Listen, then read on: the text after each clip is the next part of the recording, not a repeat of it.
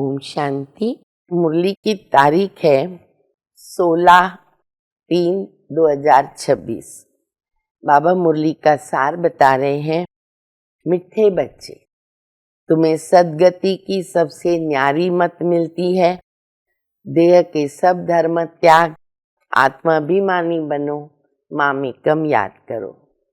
प्रश्न है, जो परमात्मा को नाम रूप से न्यारा कहते हैं, उनसे तुम कौन सा प्रश्न पूछ सकते हो? उत्तर है, उनसे पूछो। गीता में जो दिखाते हैं अर्जुन को अखंड ज्योति स्वरूप का साक्षात्कार हुआ तो बोला, बस करो, हम सहन नहीं कर सकते हैं। तो फिर नाम रूप से न्यारा कैसे कहते हो? बाबा कहते हैं, मैं तो तुम्हारा बाप हूँ।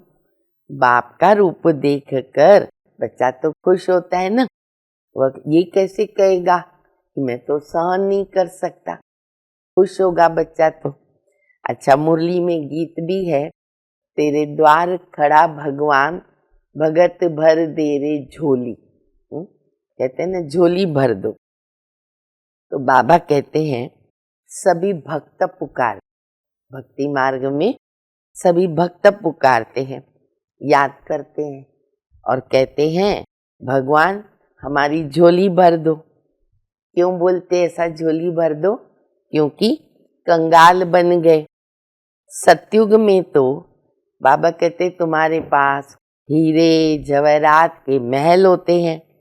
अभी तुम फिर से बाबा से विश्व की राजाई प्राप्त कर रहे, वर्षा ले रहे हो।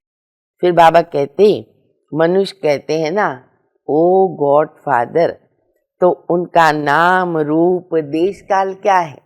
अगर नाम से बुलाया तो नाम रूप देश काल क्या है तो जानते नहीं है। फिर क्या कह देंगे? परमात्मा नाम रूप से न्यारा है। अब किसको पुकारते हैं? पुकारते मना नाम तो चाहिए। अच्छा, फिर कहते हैं अखंड ज्योति स्वरूप है। और अर्जुन ने कहा कि बस करो, मैं सहन नहीं कर सकता। तो बाबा कहते, बच्चे ये कैसे हो सकता है? अरे बच्चा तो बाप को देखेगा तो कितना खुश हो जाएगा ना। शिव जयंती भी मनाते हैं। जैसे देखो, क्रिश्चियन होते हैं ना, तो वो क्राइस्ट को मानते हैं, तो उनको सबका पता है हमारा धर्म स्थापक जो है कब आया, उसको कितना समय हुआ। लेकिन बाबा कहते हैं शिव जयंती का किसको भी पता नहीं। तो बाबा आकर के हम बच्चों को ज्ञान देते हैं और ज्ञान से फिर हमारी सदगति करते हैं। इसीलिए एक कहावत है कि ईश्वर की गत मत न्यारी है। तो ईश्वर जो सदगति की मत दे रहा है वो बिल्कुल न्यारी है। तभी बाबा हमको श्रीमत दे। तो सबसे पहली श्रीमत बाबा की क्या है? बच्चे मन मना भव, मामेकम याद करो। फिर बाबा कहते भक्ति मार्ग में नौधा भक्ति करते हैं ना, तो दर्शन होता है तो खुश हो जाते। कृष्ण का, राम का, जो भी दर्शन हुआ खुश हो जाते। लेकिन प्राप्ति क्या है? अल्पकाल की प्राप्ति है। जीवन मुक्ति तो उनको नहीं मिल सकती है ना। फिर बाबा वापस आज मुरली में सीढ़ी का चित्र याद करते हैं। बाबा कहते, बच्चे ये जो चित्र है ना, बड़ा एक्यूरेट उत्थान पतन की कहानी है। तो देखो, इसमें लोगों को आप समझा सकते हो कि ये एक्यूरेट चित्र बना हुआ है। पूरा 5000 वर्ष का हिसाब है। सतयुग जो है वो गार्डन ऑफ अल्लाह है और अभी क्या बन गया? जंगल बन गया है।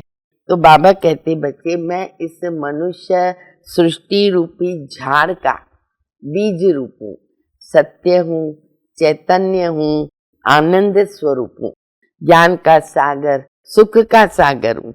भारत की या सर्व की सदगति बाबा ही कर सकते हैं। फिर दुर्गति कौन करता है? रावण करता है। तो बाबा कहते, मैं ही इस ड्रामा का डायरेक्टर हूँ, क्रिएटर हूँ और मुख्य एक्टर हूँ। ब्रह्मा द्वारा तुम बच्चों को सभी वेद शास्त्रों का सार सुनाता हूँ। तो बच्चे, अभी तुम आत्माभिमानी बनने की पुरुषार्थ करो, मेहनत करो और मुझे याद करो। अभी सुनेंगे धारणा के लिए मुख्य सार। पहला, मास्टर ज्ञान सागर बन पतित से पावन बनाने की सेवा करनी है। बाप ने जो सब शास्त्रों का सार सुनाया वह बुद्धि में रख कर सदा हर्षित रहना है। दूसरा, एक बाप की श्रीमत पर हर पल पालन करो, हर कदम हर पल श्रीमत का पालन करो। देह के सब धर्म त्याग कर आत्माभिमानी बनने की मेहनत करनी है। वरदान है, विस्तार को सार में समाकर अपनी श्रेष्ठ स्थिति बनाने वाले बाप समान लाइट माइट हाउस भव। बाप समान लाइट माइट हाउस बनने के लिए कोई भी बात देखते हो, सुनते हो तो उसके सार को जानकर 1 सेकंड में समा देने व परिवर्तन करने का अभ्यास करो। क्यों, क्या के विस्तार में मत जाओ, क्योंकि किसी भी बात के विस्तार में जाने से समय और शक्तियां व्यर्थ जाती हैं। तो विस्तार को समाकर सार में स्थित होने का अभ्यास करो।